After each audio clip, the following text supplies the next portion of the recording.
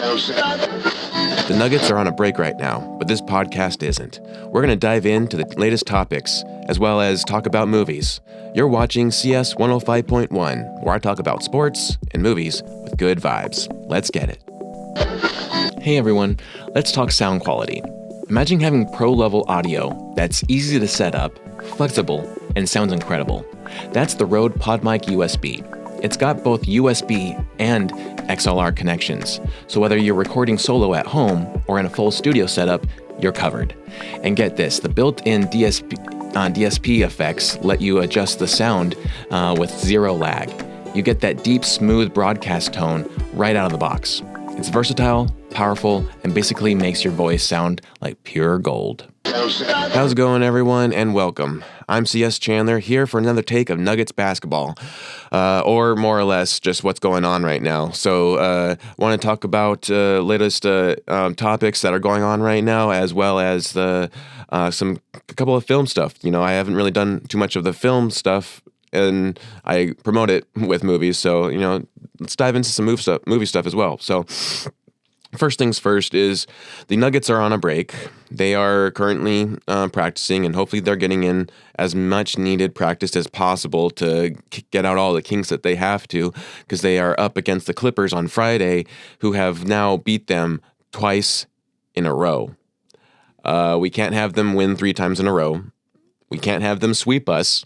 We have 2 more visits with them, and luckily they are both in Denver, so this time we lucked out and we got 3 matchups against them in Denver. But if they keep on winning against us, they're going to own us in our own freaking home. So hopefully they get the much needed workout that they needed to. So big thing is I wanted to talk about is apparently there is lots of talks of trades going on right now, and possible because the trade window is going to open up here pretty soon. And the big ticket talking about is Jimmy Butler from the Miami Heat.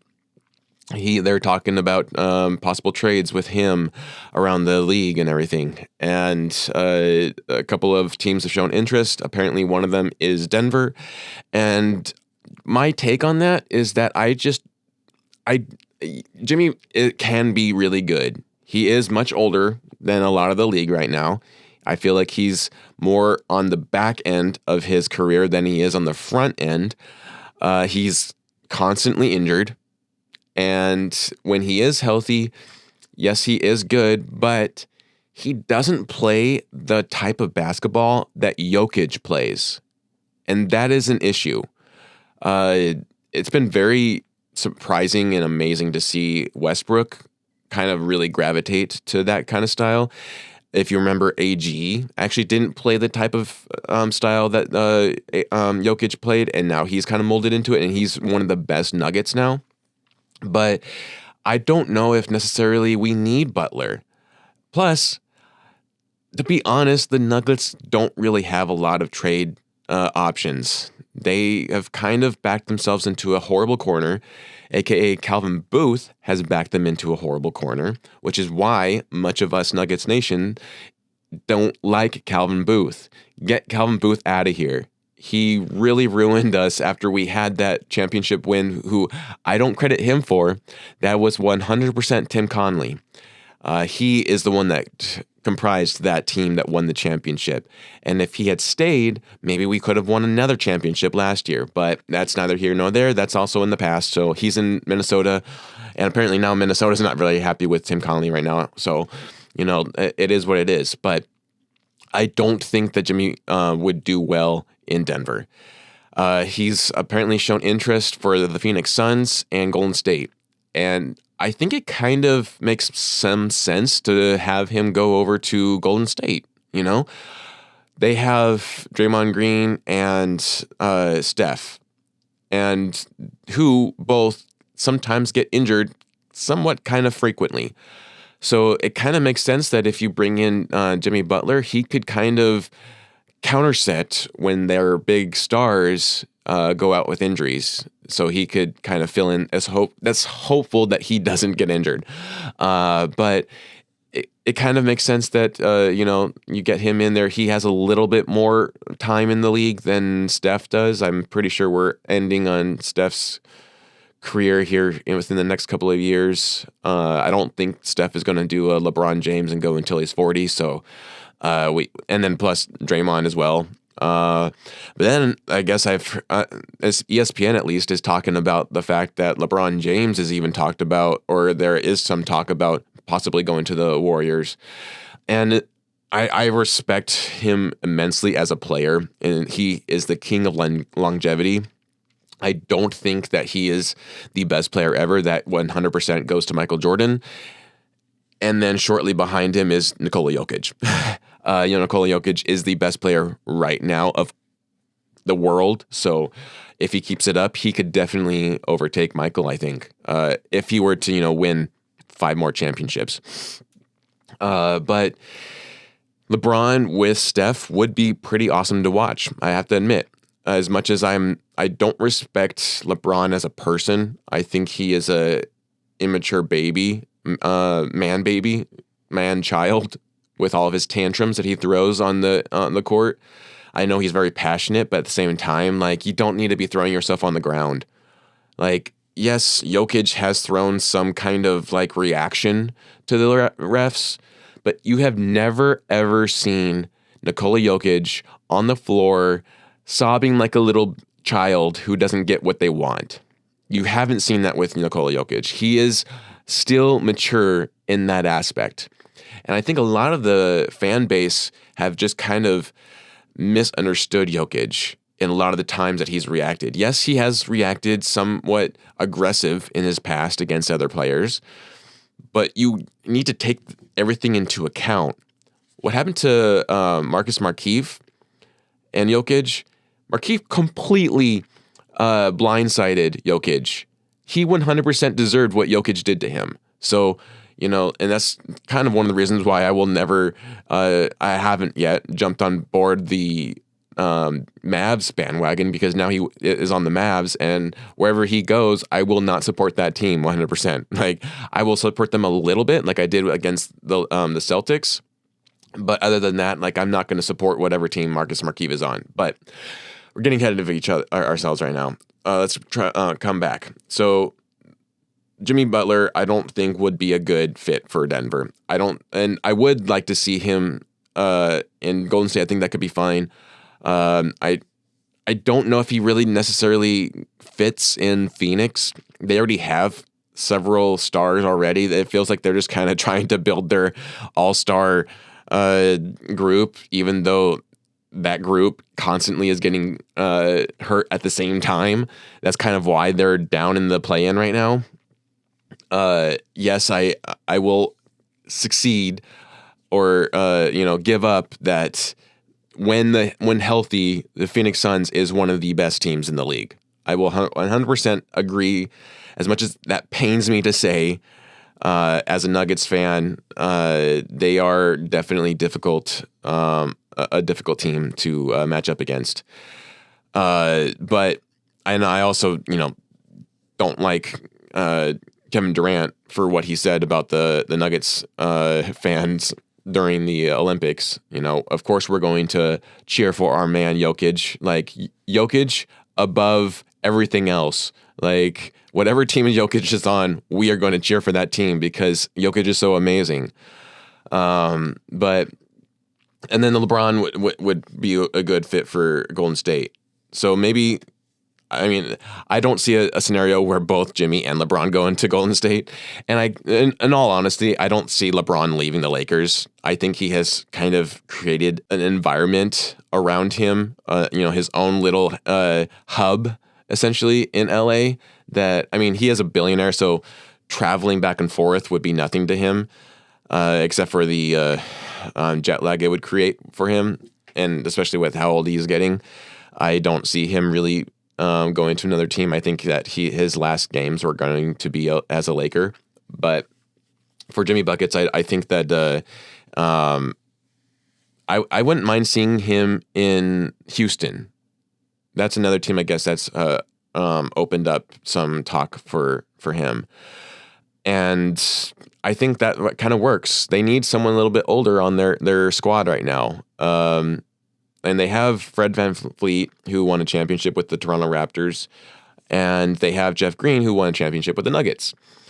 More or less, they stole Jeff Green. I'll say that. They 100% stole him, and that's the biggest reason why I'm so bitter against the Houston Rockets, because they completely stole Unc Jeff. Well, whatever, that's in the past. But yeah, so I don't think Jimmy works in Denver. Plain and simple. They've also been talking about the fact that the little avenues that Denver does have for trading is really with Michael Porter Jr. And I will just say right now, get Michael Porter Jr.'s mouth out of your mouth. We are not trading him. If the Nuggets trade Michael Porter Jr., I will be so upset. He will be a Nugget for life. Keep him a Nugget for life. I don't want to hear any trading Michael Porter Jr. I don't want to hear any trading of Aaron Gordon. Those two are next to Nikola Jokić. They're Nuggets. They're 100% Nuggets. You got Mr. Nugget, and then you got MPJ. Like MPJ he was drafted as a Nugget, so I don't want to hear anything about trading those two. The one player that starter-wise, that I would hate to see leave, but I am getting more and more okay with the possibility of trading him, is Jamal Murray. That is mainly 100% because of the fact of how selfish he has been. He can have bad games, and I will let that slide. The whole purpose of the Nuggets, the thing that I love most about the Nuggets is that they give second chances. They give third chances. They give you chances to bounce back. They don't judge you based on your mistakes. But when you start to disrespect the team, that's a different issue. And him going to a UFC fight the night before a difficult matchup against the Grizzlies, and then now possibly going to another UFC fight the day that they lose against the Washington Wizards, is just starting to put bad, sour tastes in our mouths right now. And the fact that he doesn't seem to really care that he's not doing well, too. Like, we need some more emotion from him. And right now, we're not getting it. And it's a little bit difficult. So, if you're going to trade a starter, I'm more okay with Jamal Murray than I am with any of the other starters.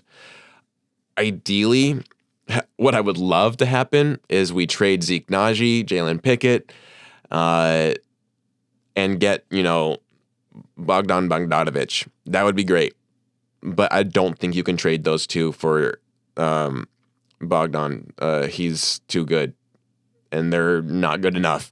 But like I've said before, I think that they are really trying hard to gear up Jalen Pickett to be traded. I think that's why Coach Malone has been giving him minutes. That's the one downside. If you don't play your younger squad, then you can't really trade them because they haven't seen time on the court on a professional level. They're only playing in G League. And no one wants to pick up a G Leaguer. They want to pick up a professional. So I think that they're trying to get Jalen ready to be traded.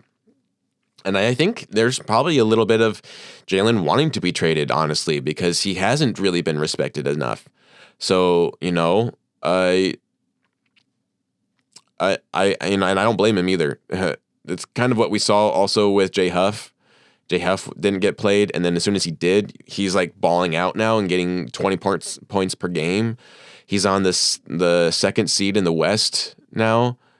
Like he's doing it. And to be honest, even Colin Gillespie is getting some good minutes with the Suns. And so that's I will say one of the bigger issues with Coach Malone is that he doesn't trust the younger guys enough to play them. Now, the other side of that is that they haven't really done anything to say that they can be trusted.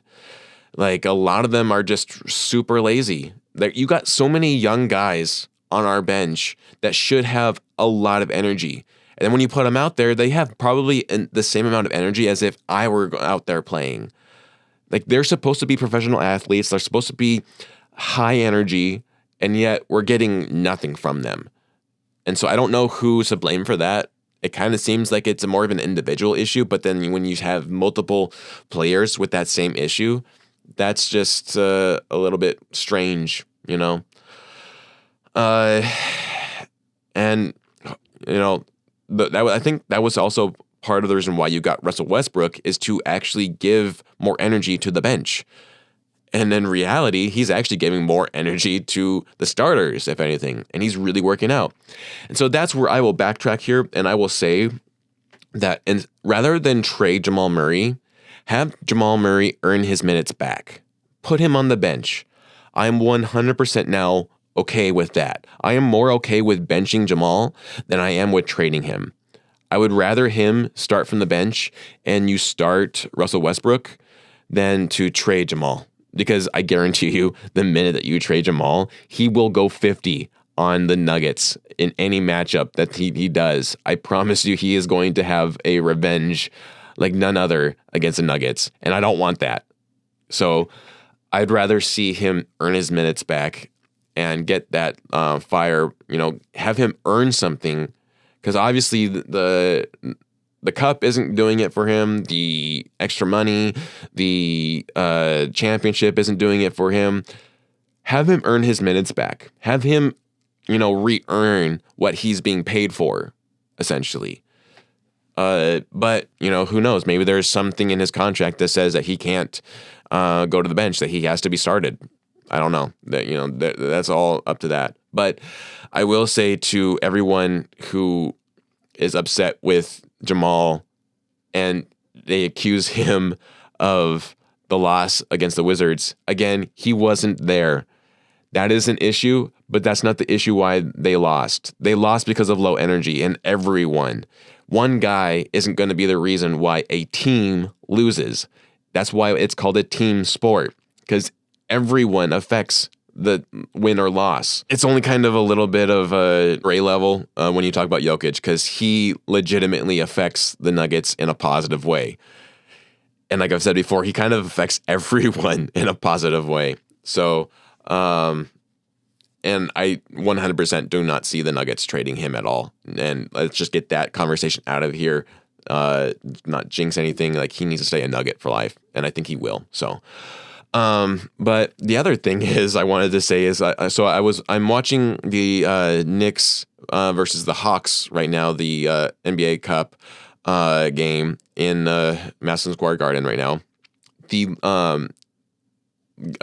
preview going into the game, they had the ESPN crew talking about the game or about the league.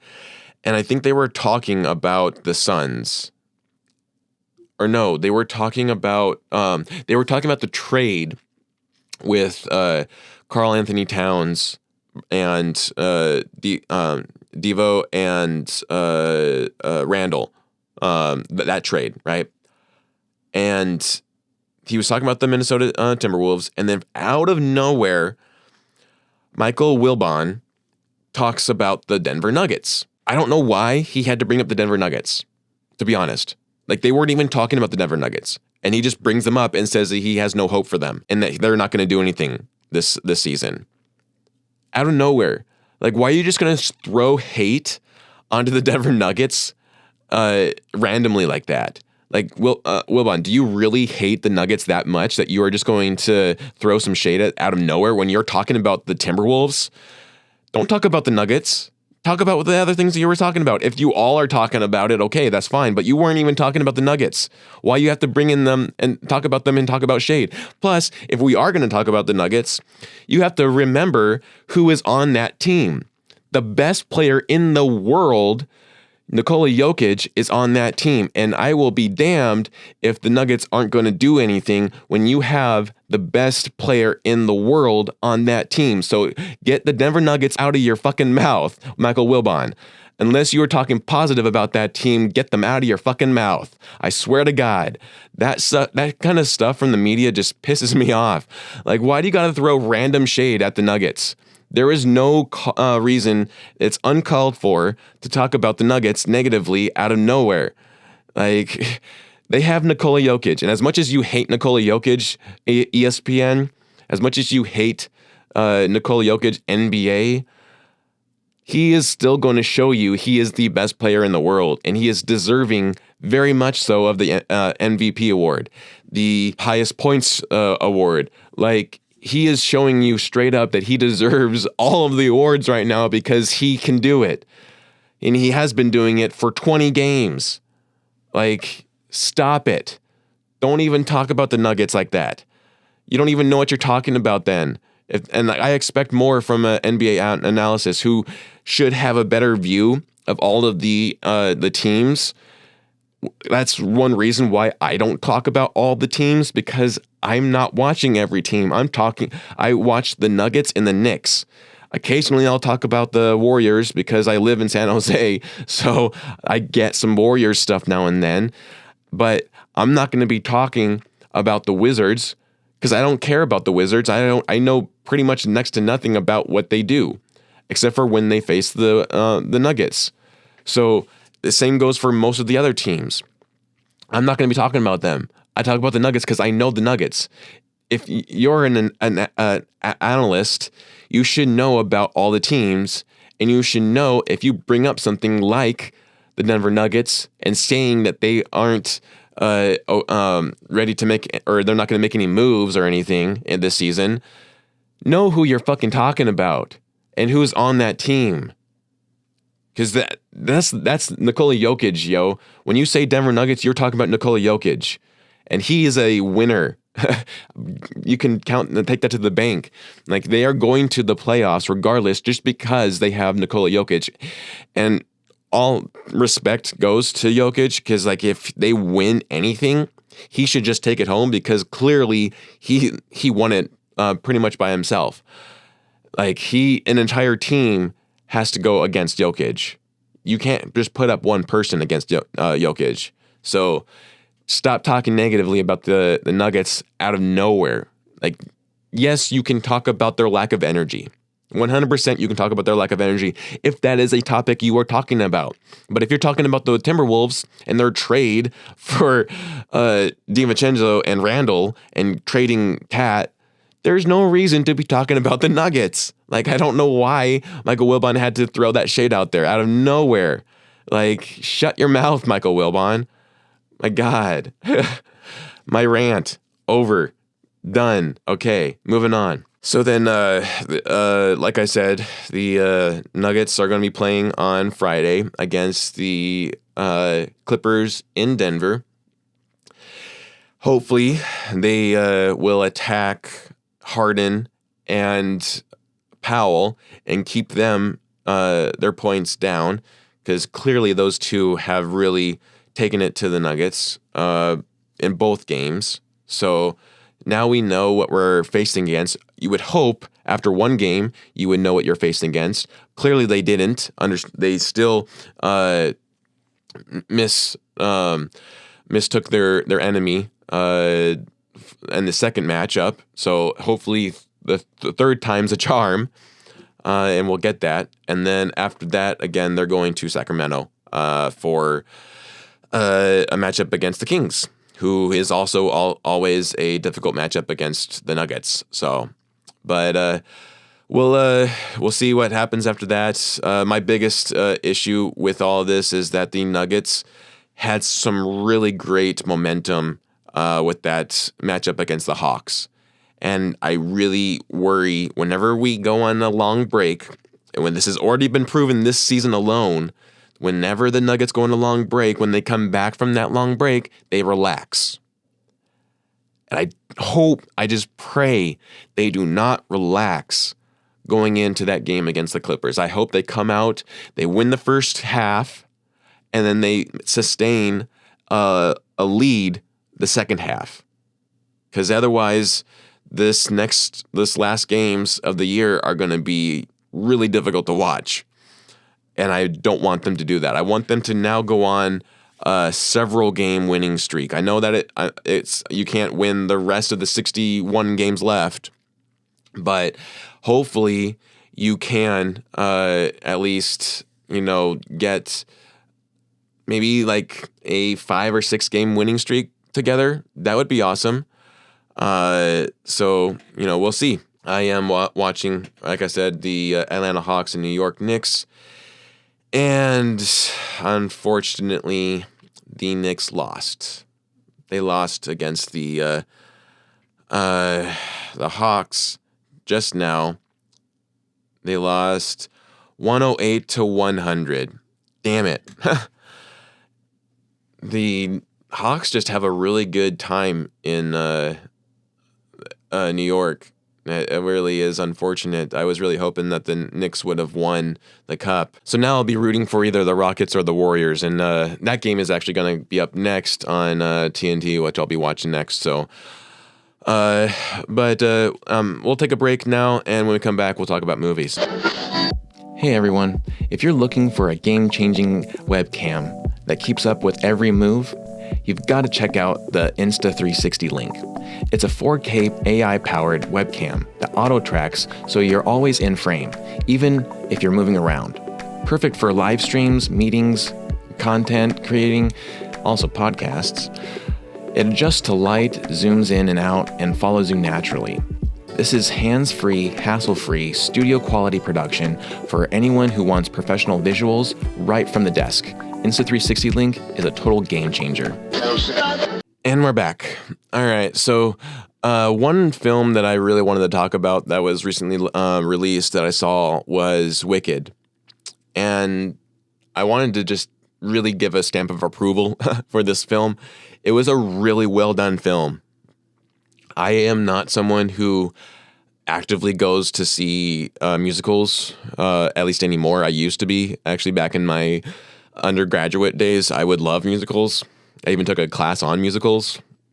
And when I was in undergrad, that class, we really dove into Wicked as a Broadway show. It's when I first saw Wicked as well on Broadway. And this film, I feel like, shines so much more when you have seen the Broadway musical first.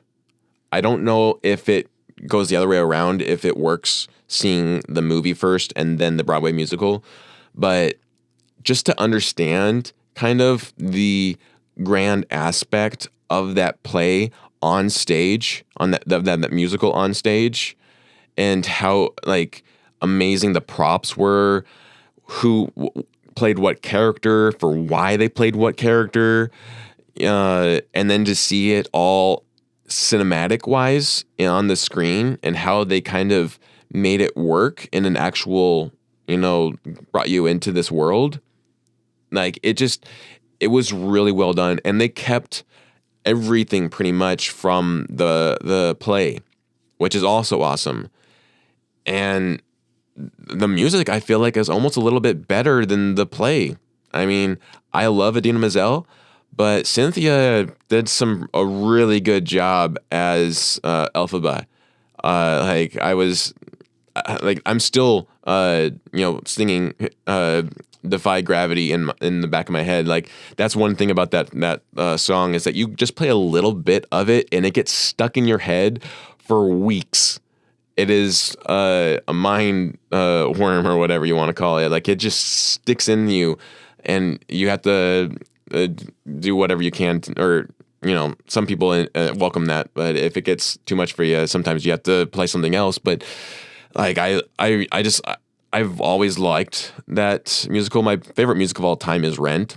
My second favorite musical is Wicked, and so I am really attached to this.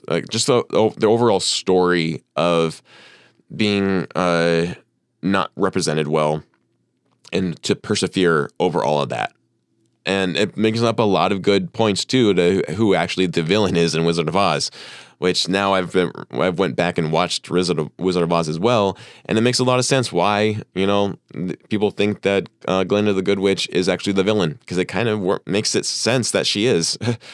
But more than that, the story is really well done. And it's if one thing that I've talked about when I talk about movies, it always goes back to the story itself. Does the story work? And this story is just something that I feel like everyone can relate to at least a little bit from.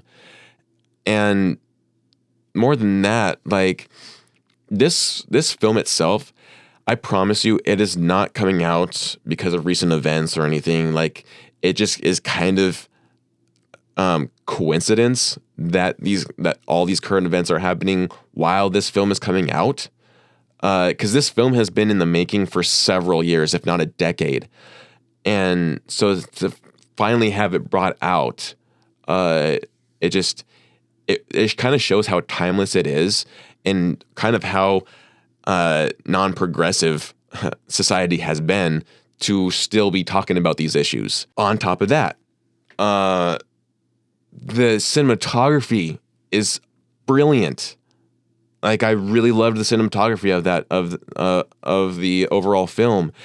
And if I am watching your film, if I am watching a film, if I'm watching a TV show, and I get to start to focus on the cinematography and the sound, there is something wrong with your film if I'm focusing on other things.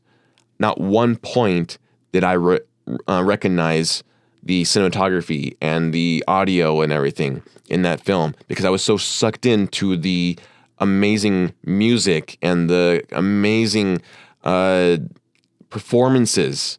Cynthia, like, legit, not gonna lie, she brought tears to my eyes. There was times there in a special dance that she does with Glinda that I was just really moved. I mean, even Ariana Grande did an amazing job as Glinda.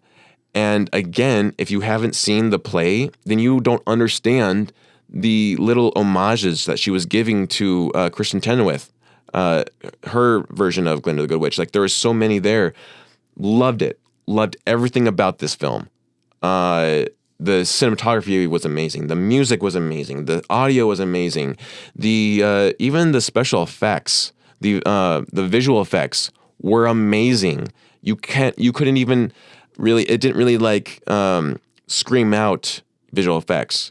It just kind of worked within the film. It was interesting to see because in the stage play, the animals are played still by humans and they're humanized. But in this film, they actually made them animals who are speaking like humans. And so it just kind of worked. And I was unsure of how I would like that, but it worked.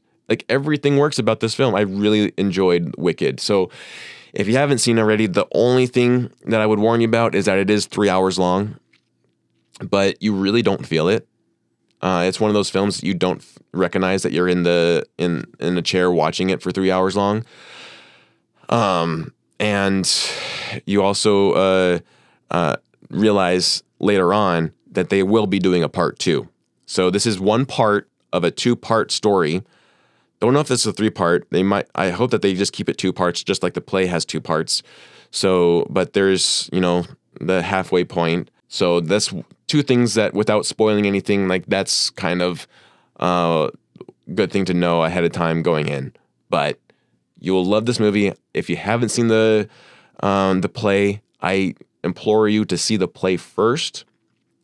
If not, even to read the book first, maybe, just to kind of understand more so before going and watching the movie, because there is a lot of context that you get more from when you have those back stuff, as opposed to just ramping right into the film.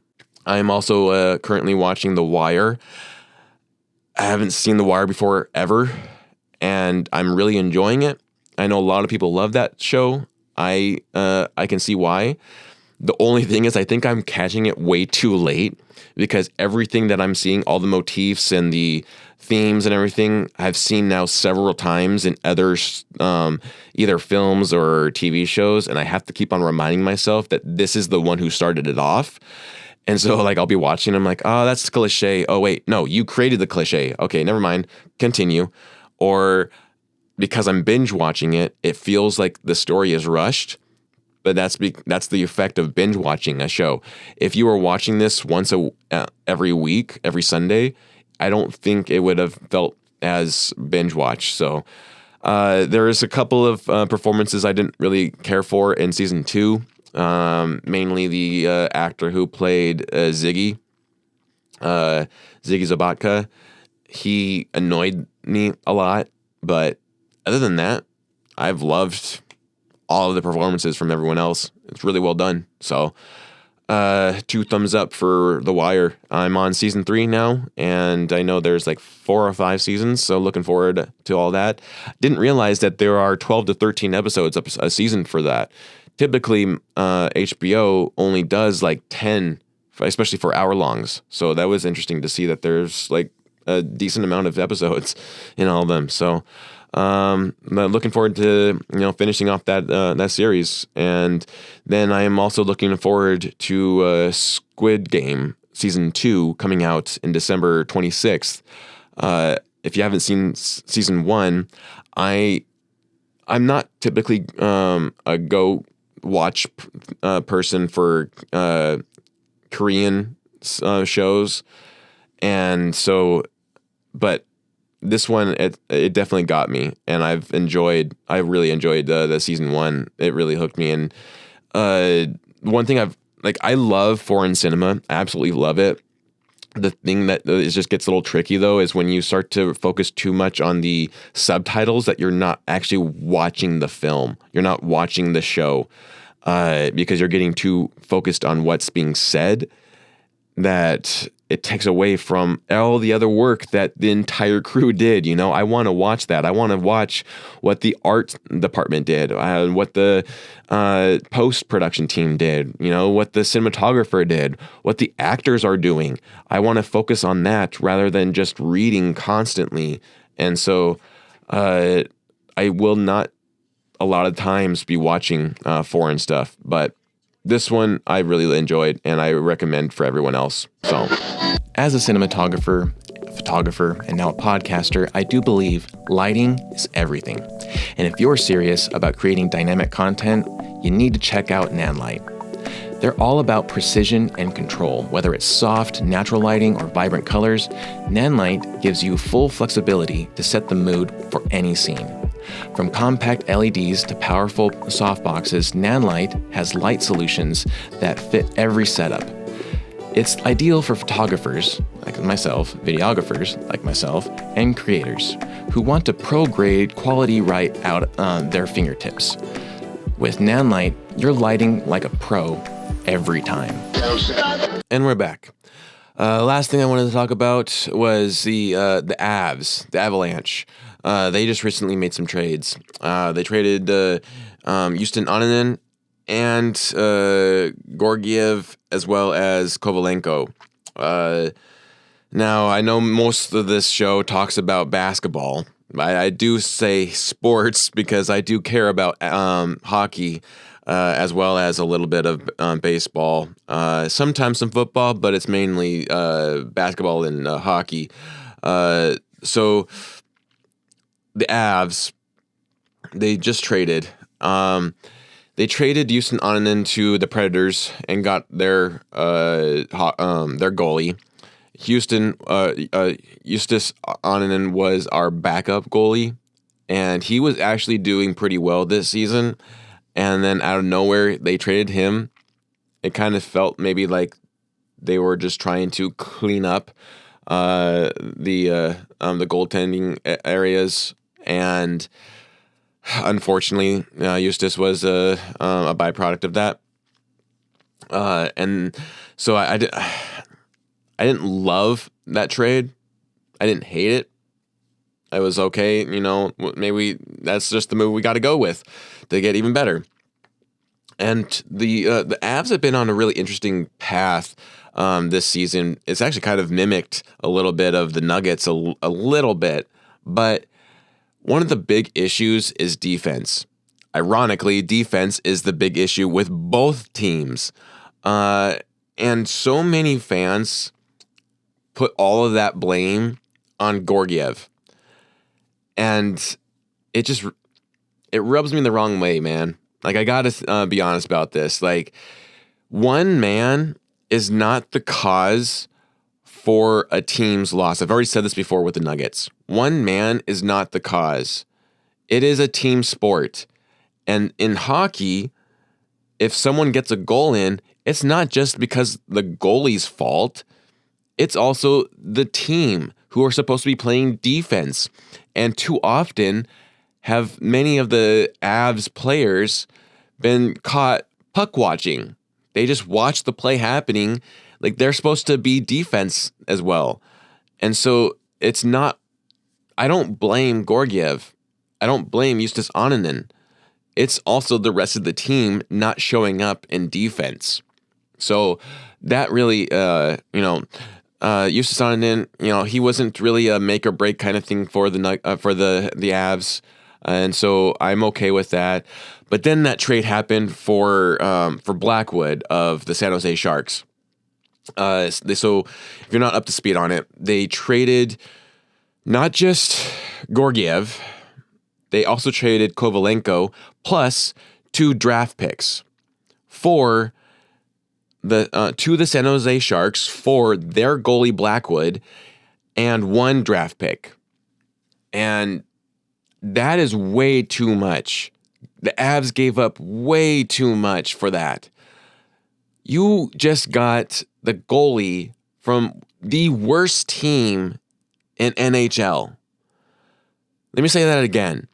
You traded 2 players plus 2 draft picks for the goalie in the worst team of the NHL, plus you got 1 draft pick back.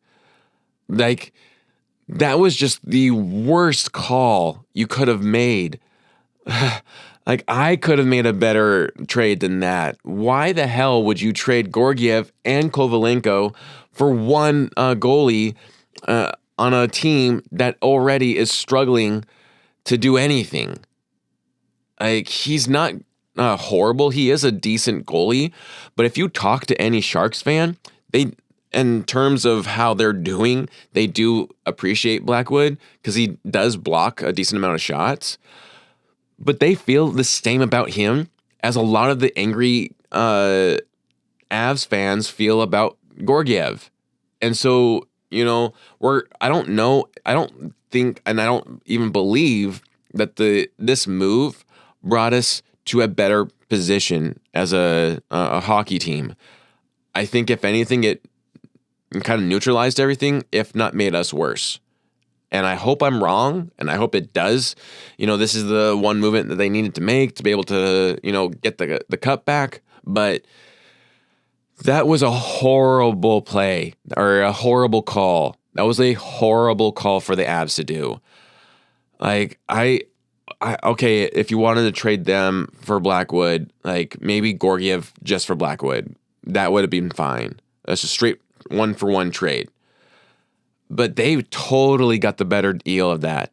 Not only getting Georgiev, who is a good player. I don't care what anyone else says. Georgiev is a fantastic goalie. He is the one key reason. I know I say most of this is team sports, but if you look at the postseason from last season, he is the one key reason to why we went as far as we did. Against the Jets, he was blocking almost every single shot. He blocked so many shots. And even in the stuff with the Stars, he was doing a decent job. But he was getting so overworked that eventually he would get tired. The team leaves him on an island, just defend for himself. And of course, eventually that's going to tire you out. But let me remind you that last season, Georgiev was named an all-star. He wouldn't have been named an all-star if he was a horrible goalie. And so I really am upset with the Avs for that call. That was a horrible call. And especially Kovalenko, too, who had done some decent work with the Avs. It was really sad to see them both go. And I hope that Blackwood does a good job on the Avs. I hope that we finally got some better, excuses for not for not winning. I hope no one that now that everyone's been rooting for Georgiev to be traded, now that he has traded, I hope they don't come back and say trade Blackwood, because we just got him. So now we have to get behind him, and hopefully he works out. And the weird thing of all of this Colorado sports thing is that the Denver Broncos are the best sports team in Colorado right now. I mean, Buffs too, but still, like, that's weird to see where it's like almost like we're back to the 90s again, where the Broncos were the best team. But Bo Nix seems to be really doing well with the Broncos now, and I believe so. Hopefully the Broncos make it to the playoffs. Hopefully the Avs and the Nuggets make it to the playoffs, which I have no doubt that both of those teams will. And just, can they sustain their energy through the rest of the playoffs? Because that is something that we have yet to see, and especially right now, we are seeing a lack of energy. And so before we close out here, I just wanted to also show you that I got a shirt here from a company that's based in Colorado. And I love this theme. Be a good person. Got the Colorado symbol right there. Gotta represent. Also got a bracelet. Be a good person bracelet. And I just love that concept of being a good person. And so I wanted to rep my and support my fellow Coloradans, and be a good person. And kind of is that kind of Jokić mentality. So if you haven't checked them out, give them a check out. Beagoodperson.com, I think it is. Might be. I'll put the link in the bio here, but check them out. I actually also saw that they did some stuff with the Rockies when I was at the Rockies game back in September. I was hoping that they had it online, but they don't, and so I'll have to wait to the next Rockies game that I go to get some of that stuff. That was really cool. But be a good person. Check them out. They're really awesome.